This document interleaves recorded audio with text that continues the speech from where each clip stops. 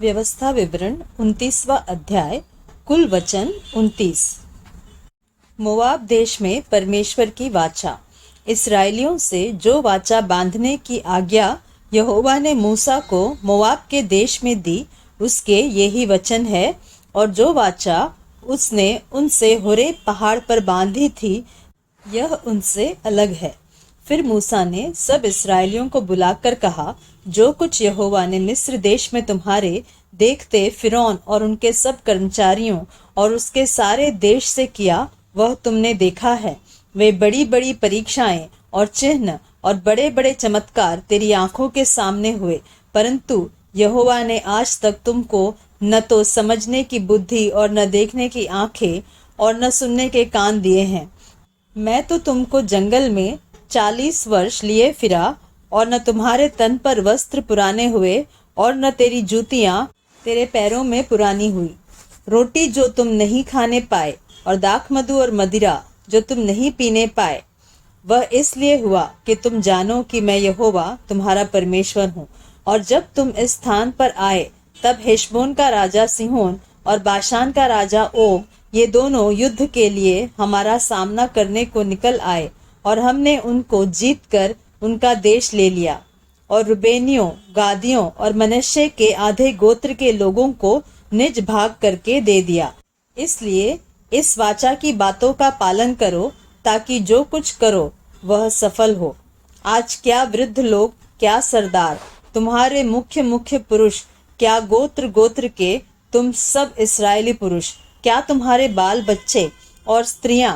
क्या लकड़हारे, क्या पन भरे, क्या तेरी छावनी में रहने वाले परदेशी, तुम सब के सब अपने परमेश्वर यहोवा के सामने इसलिए खड़े हुए हो कि जो वाचा तेरा परमेश्वर यहोवा आज तुझसे बांधता है और जो शपथ वह आज तुझको खिलाता है, उसमें तू साझी हो जाए। इसलिए कि उस वचन के अनुसार जो उसने तुझको दिया और उस शपथ के अनुसार जो उसने अब्राहम, इसहाक और याकूब तेरे पूर्वजों से खाई थी, वह आज तुझको अपनी प्रजा ठहराए और आप तेरा परमेश्वर ठहरे। फिर मैं इस वाचा और इस शपथ में केवल तुमको नहीं, परंतु उनको भी जो आज हमारे संग यहाँ हमारे परमेश्वर यहोवा के सामने खड़े हैं और जो आज यहाँ हमारे संग नहीं है, साझी करता हूँ।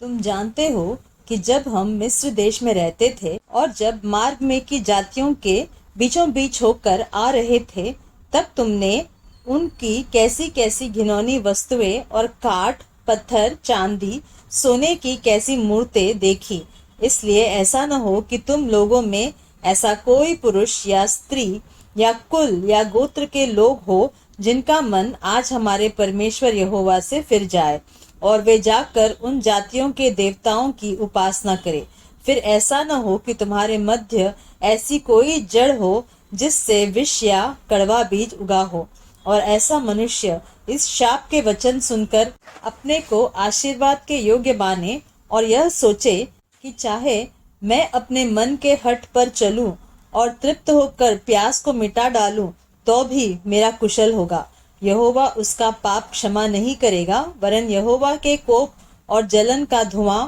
उसको छा लेगा, और जितने शाप इस पुस्तक में लिखे हैं वे सब उस पर आ पड़ेंगे, और यहोवा उसका नाम धरती पर से मिटा देगा। और व्यवस्था की इस पुस्तक में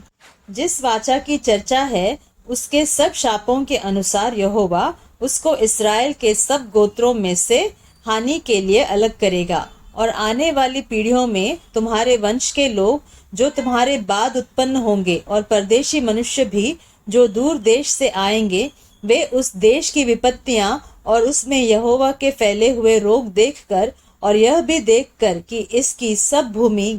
गंधक और लोन से भर गई है और यहाँ तक जल गई है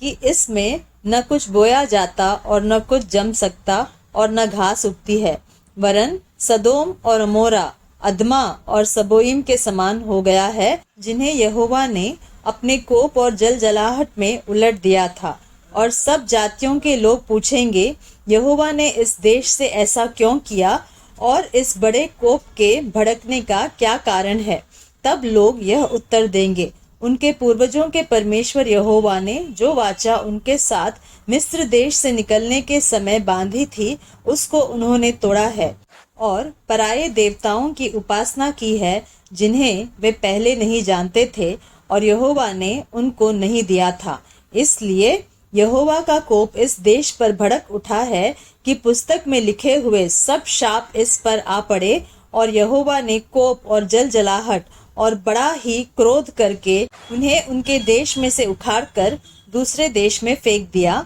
जैसा कि आज प्रकट है। गुप्त बातें हमारे परमेश्वर यहोवा के वश में है, परंतु जो प्रकट की गई है वे सदा के लिए हमारे और हमारे वंश के वश में रहेगी, इसलिए कि इस व्यवस्था की सब बातें पूरी की जाएं।